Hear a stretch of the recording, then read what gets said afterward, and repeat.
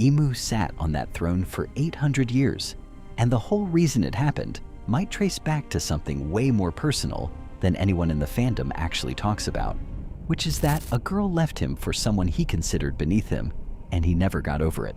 Now, before you click off, hear me out, because I know that sounds almost too simple for One Piece, but Oda has always done this thing where the real answer to something is embarrassingly human. And once this one clicks for you, it completely changes how you look at the entire Void Century. So let's go back 900 years because the setup here is actually really important. There was a civilization back then, so advanced that Vegapunk, the smartest man in the entire current timeline, genuinely cannot figure out how to recreate what they built. And the thing about these people is, they weren't hoarding that knowledge or using it as leverage over anyone. They were just sharing it freely with whoever wanted it. Giants, minks, it didn't matter who you were welcome, and you were treated like an equal, and Joy Boy was the face of all of that. The first pirate in history, not a warlord, not a conqueror, just this guy who sailed around the world collecting friends from every corner of it, because something about him made people feel like they could breathe. And that kind of pull is not something you can manufacture or buy your way into having. Now on the complete opposite end of that world, you have Emu, king of the Nerona family, the most powerful man among the 20 kingdoms, and he's been engaged to Lily of the Nefertari family since they were kids. And this wasn't some political arrangement people were unhappy about. This was two of the most powerful families in the world joining together, destined to rule side by side. And from Emu's perspective, that future was basically already decided.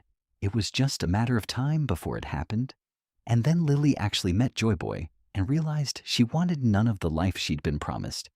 She didn't want the throne or the ceremonies or the weight of being a queen in a world where everything you do is watched and managed and decided for you before you even have a chance to have an opinion about it. What she wanted was to actually go out and experience the world, and Joy Boy was living exactly that. Just sailing around, meeting people, going wherever felt right, and she joined his crew.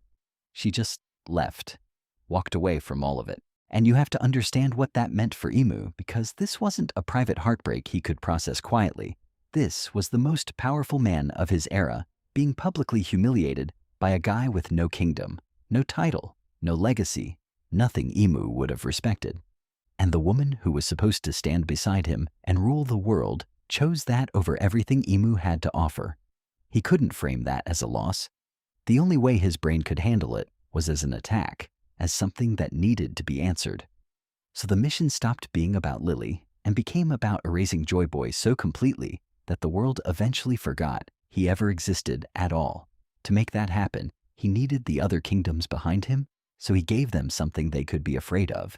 Told them this advanced civilization was building towards something dangerous, that their technology would eventually be used to oppress everyone, that the only move was to strike before it was too late. None of that was true. These people weren't threatening anyone, but fear has always been easier to sell than the truth. The problem was that when they actually tried to fight Joy Boy, they got completely destroyed, all 20 kingdoms together, and Joy Boy was dismantling entire fleets by himself. His conqueror's haki alone was enough to drop hundreds of soldiers without him even needing to look at them. There was no conventional path to beating this guy, and Emu knew it. So that's when he went looking through the oldest texts he could find, writings from the first world that almost no one even knew existed.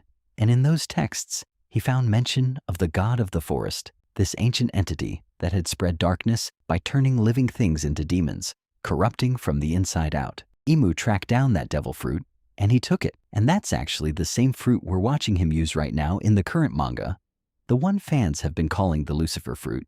And the connection makes complete sense when you think about it. Because when Emu showed up at Elbaph, the wooden houses of the giants literally started turning into demons just from his presence, his darkness bleeding out into the forest exactly the way the old texts described. With that power, he did something Joy Boy never anticipated, which is that he didn't come at him from the outside. He went through someone Joy Boy trusted. He corrupted one of his own crewmates, turned them into something unrecognizable.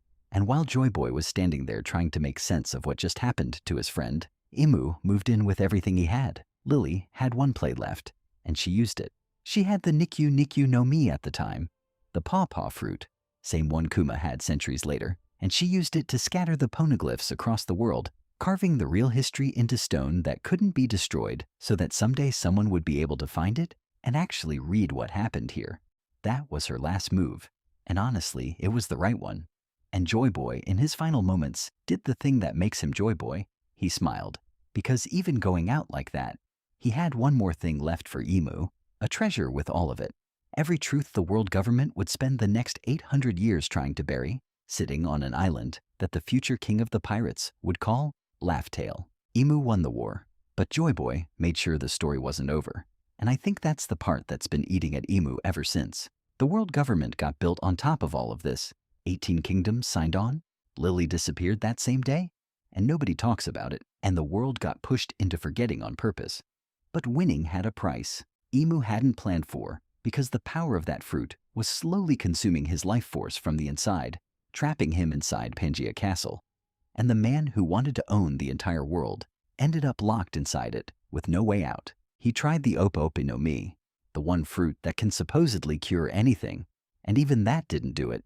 It gave him eternal youth, but the freedom never came. And so, here he is 800 years later, still running everything from a cage he built himself. That's Oda's thing right there. The person who couldn't tolerate feeling out of control ended up with less control over his own life than anyone else in the story. So I want to know what you actually think, because there are other directions this could go. There's a theory that Emu is a fusion of the founding kings and needs Vivi specifically to become complete, and that one is genuinely unhinged in the best way. So that might be the next video.